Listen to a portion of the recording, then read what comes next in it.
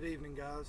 Steve Thomas, and today I'd like to give you all an informative speech on how to execute the setting of a snare trap. Now, for a survival situation, this would be very useful information, and as a qualified SEER student, or Survival, Evasion, Resistance, and Escape, I'm happy to share this information with you. Now, we've all heard about the fact that you can live 30 days without ever eating any food. And while that is true, I would caution you and want you to understand that as you go without food in that 15th to 30th day, your body continues to deteriorate. You continue to lose motor skills, strength. You continue to deplete your physical and spiritual and emotional desire to actually procure any food. So one of the first things that you need to know when you're in a survival situation is you need to start thinking about food procurement. And you want to think about this early, like I said again, because you don't want to start losing the strength or the mental capacity or the ability to create one of these traps. Now, what I've created here is called a small game snare trap. And a small game snare trap is designed for squirrels, rabbits, muskrats, things like that. Some of the things when you're looking out in the woods or you're looking for a place to set a snare trap, you don't just want to put it out anywhere. You want to look for things like a small game's trail, padded down trail area where they go, water sources that they may go to and from, places that you've observed them going into bushes and things. One of the things that you might want to look at is dens, which is what I have here, half-chewed vegetation. Now, when you're making a small game snare trap, you don't need very much equipment. What I've got here is I'm using 2 sticks on this end. This is actually a stick driven into the ground, and the sticks you want to use on your trap side are hardwoods. And there's 2 different kinds of trees. There's hardwoods and softwoods. Hardwoods are your things like your maple, oak, dogwoods, cherry trees, and I don't expect you all to be horticulture experts here. Basically, anything that the leaves fall off and it looks dead in the wintertime, that's a hardwood. So anything that's still going to be green in the winter, that's a softwood. Pines, firs, things like that. So you want to use hardwoods because they are obviously hardwood, and they're going to be more rigid and hold up to an actual snare trapping portion of the trap. The other side of it is, I've found this den, this rabbit den here, and one of the other main components you need is some kind of a malleable metal to make the snare, or wire. And I've used this regular copper wire that you can get at a hardware store or anything. But in a survival situation, you may not have a hardware store as an option. So one other place that you can find wire exactly like this is in an indoor or an outdoor extension cord that you can cut open, and there will be 3 wires that look just like this inside. And that's an excellent source of finding malleable wire that you can use to make a snare trap. The only other thing that you need is a piece of rope, like I've got tied off here. Now, you find you a sapling that you can bring somewhere close to your trap to be able to pull down, and that's going to be the spring action portion of your trap. And then you take your snare wire and you make just a simple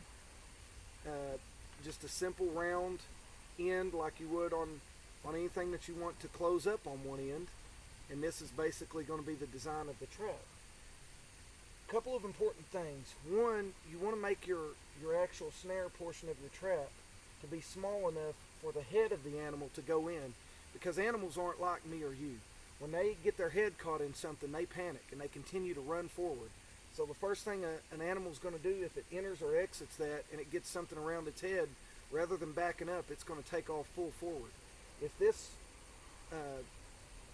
circle is too large, it's either going to come all the way through it or partially through it. And if you snare the back end of a rabbit or a squirrel or something, they'll chew their foot off to get themselves loose.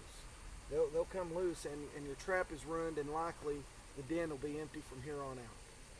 So you want to make sure that this thing's small enough to capture the head of the animal, because when it panics, it's going to come forward and spring your trap. Now, once you've tied this off to the spring portion, or the portion that's tied to the rope and to the sapling that you've pulled down, you want to make sure that you've got it tight enough and rigid enough to where when it picks up a large rabbit, it's able to hold it, and that this rope's not too thin, or this metal's not tied off enough, your wire's not tied off so weak that the animal turns itself loose. The other thing is, I just took a knife and cut in a 90-degree angle on this side and a 90-degree angle on that end of the stick, and they're just barely on there where it's a spring action. So this thing can come loose very, very easily. So like I said, when the animal enters or exits the trap, then it's going to spring forward. And the way this trap works is he's going to come through here, and I'm going to be very careful with this because I don't want to hurt myself. And you need to make sure when you're making the trap that you understand where the spring action is going to go and that you're prepared for the spring action. So kind of give this sapling a couple of tugs so you understand the strength of it. So here's this one, and you see how easily that came loose. And I'm raising this up, but believe me, it's got plenty of spring action. And it'll pull an animal loose, and you can come out here and procure it. Now you'd want to set up several of these traps in several different locations, because your chances are about 30% that this thing's going to work. A couple of other notes that I want to say, when you're setting up a snare trap, one of the worst things about setting up a trap is that we obviously have human scent, and we can't really get rid of that. So some people take and use plastic when they set this up. One of the things you can do is find a place that's holding old water with dead vegetation in it and dip your hands in that, and that'll sort of kill the scent. The other thing that folks like to do, and one thing that I like to tell people to do, is to take a stick out of a fire and just kind of smolder underneath everything that you've touched, because the smoke smell will remove all human smell, and animals, believe it or not, are comfortable with the smell of ash and smoke. Obviously not comfortable with the smell of humans. So one of the things that you want to do is clean the area of all of your scent and get it out of the area.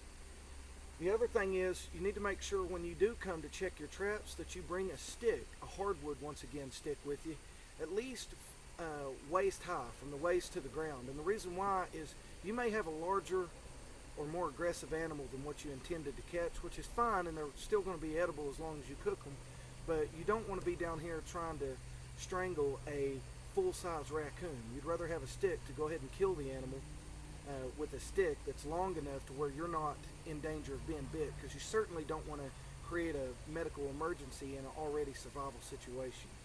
So you want to make sure you have a stick to go ahead and take care of the animal if it's still struggling or still alive when you get there. The other thing that I want to point out is that this course, this instruction, is just for information purposes. These traps are very dangerous, and you don't want to set them just for the sake of seeing if they work, because you might accidentally trap and maim or kill one of your own pets. You might hurt a person, a pedestrian, and you don't want to do that. The other thing is, in a lot of states, this is illegal. It's illegal to create traps, so you want to check with your local law enforcement before you actually do attempt to set a trap out here. The only time you'd ever want to use these are for an actual survival emergency situation. And I know you're sitting there thinking, well, I'll probably never be in one, and you're probably right. But if you ever strand your vehicle and you're with your family and you're coming back from Yosemite Park and you're hundreds of miles away from the nearest town, you might have to go a week or 2 weeks, and it's not unheard of for that to happen. And I apologize for rubbing at my face. There's mosquitoes flying around me. But anyway, I hope you all have enjoyed this class. I've enjoyed giving it. Thank you very much for your time.